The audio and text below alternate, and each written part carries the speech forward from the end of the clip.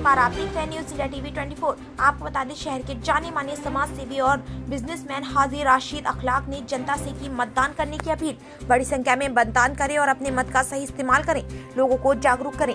इसके साथ ही एक पूर्व मुस्लिम नेता द्वारा मुस्लिम समाज को रिझाने के लिए कुरान की आयतों के इस्लाम को लेकर मुसलमानों में काफी रोष पैदा हो गया। जहाँ शहर काजी ने इस पर अपनी प्रतिक्रिया देते हुए इसे हराम करार दिया, तो वहीं शहर के एक बड़े रसूखदार हाजी राशिद अखलाक ने भी इस पर आपत्ति करते हुए सीधे तौर पर चेताया कि पहले भी इस नेता ने हुजूर का नाम लेकर राजनीति की ओर जब इतना गिर गए कि काले माँ पाक की आयतों का भी इस्तेमाल करके बेहुरमती कर रहे हैं। इसका खामियाजा पहले भी भुगत चुके हैं और अब फिर एक बार इन्होंने गुनाह कबीर जैसा किया है। हाजी राशिद अखलाक ने इस पर अपना कड़ा विरोध जताते हुए जनता से अपील की है कि 26 अप्रैल को एक एक मत का इस्तेमाल करें और अपने अमन चैन भाईचारा कायम रखें। पार्टी उसको जरिए लोगों को करने की कोशिश कर रही है, तो ये क्या आचार संहिता का उल्लंघन है या फिर मतलब किस तरह से इसको आप गैर मानते हैं, सही है या गलत है? देखिए, मैंने इस सिलसिले में कि किसी एक उम्मीदवार ने एक ऐसा इश्तहार अपने लिए जारी किया है कि जिसमें कुरान करीम की आयत लिखी हुई हैं और जाहिर है कि इलेक्शन में वो इश्तहार बढ़ रहा है। अब जाहिर है कि सबको नहीं मालूम कि इस कुरान करीम की आयत का कितना एहतराम करना चाहिए। बहुत से लोग उसको सड़कों पे फेंक देंगे, कूड़े पे डाल देंगे। तो ये कुरान करीम की बेदबी है और ये हराम है, जायज़ नहीं है। तो मैं समझता हूँ कि जिस उम्मीदवार ने ऐसा किया है वो नादानी के साथ किया है। वो नहीं जानता इस बात को कि कुरान का इस्तेमाल इलेक्शन में इश्तहार के ज़रिए, इश्तहार में कुरान की आयत देखकर आप नहीं कर सकते। आप ये कुरान की भी तौहीन है और जाहिर है कि और उससे कोई मकसद भी हासिल नहीं होता है जाहिर। जी, ये खास करके एक तबके को रिझाने के लिए अगर ये कुरान शरीफ का इस्तेमाल किया गया है। हाँ, नहीं, जाहिर है कि ये तो अगर कुरान की आयत लिखकर कोई शख्स अपने इश्तहार के अंदर किसी को देगा तो जाहिर है कुरान की आयत में कहीं ये तो नहीं लिखा कि वो उस उम्मीदवार को वोट दिया जाए। तो ये इस लिहाज से कुरान की आयत जो हैं वो तो अल्लाह की अज़मत बयान करती हैं, अल्लाह की बड़ाई बयान करती हैं। आयतुल कुर्सी के अंदर जो कुछ भी कहा गया है तो वो उसका इस्तेमाल इलेक्शन के लिए करना, ये मैं समझता हूँ कि नहायत ही हिमाकत की बात है, बेवकूफ़ी की बात है और कुरान करीम की बेदबी है।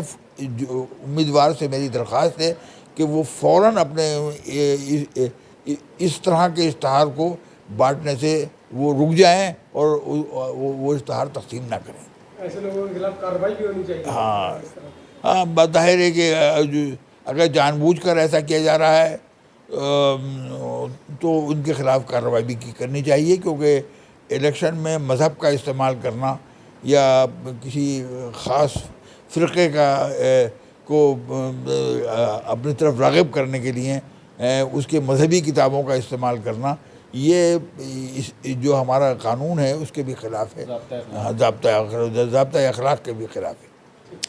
जी, चुनावी दौर का दूसरे चरण का प्रचार खत्म हो गया है, तो ये बताइए कि क्या अपील है आपकी एक समाज सेवी के नाते, क्योंकि आपके ऊपर लोगों की निगाहें रहती हैं, क्या मैसेज आप जनता को देना चाहिए? देखिए, मैं तो इसमें जनता के लिए से भी यही कहूँगा कि एक ऐसा मौका है कि इसमें चुकना नहीं चाहिए और जो एक बाबा भीमराव अम्बेडकर साहब ने जो ये हमें वोट का अधिकार दिया है इसका पूरा इस्तेमाल करना चाहिए और ज़्यादा से ज़्यादा अपने आवाम को निकले और अपने वोट का इस्तेमाल करें। तो पहले चरण में मतदान प्रतिशत कम रहा है, लोगों में जागरूकता की कमी थी। अब जनता को जागरूक करने के लिए आपका क्या मैसेज है, क्योंकि आपकी बात को माना जाता है?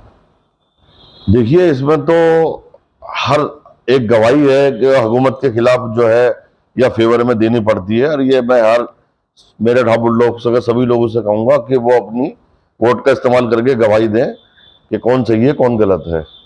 एक प्रत्याशी द्वारा कुरान की आयतों का इस्तेमाल किया गया है, काफ़ी बवाल चल रहा है, शहर काजी की भी प्रतिक्रिया आई है, उसको किस नज़रिए से देख रहे हैं आप? देखिए, मैं इस चीज़ को तो बहुत ही गलत तरीके से देख रहा हूँ, क्योंकि एक बार पहले भी हुज़ूर पाक सल्लल्लाहु अलैहि वसल्लम के ऊपर राजनीति की जा चुकी है और उसके परिणाम भी वो भुगत चुके हैं।